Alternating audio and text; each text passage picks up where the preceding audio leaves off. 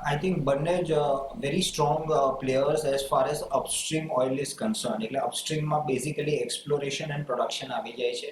તો I think both of them have excellent long term prospects, એટલે I think he should continue to hold both the Stokes.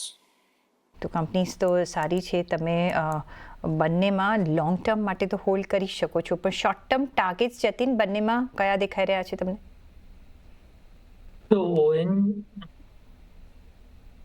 ONGC ની વાત કરું તો મને લાગે છે કે આ કાઉન્ટરમાં 255 સુધી એક અપમૂવ આવી શકે, અને આમાં જે સપોર્ટ બની રહ્યા છે 241 240 ના બની રહ્યા છે.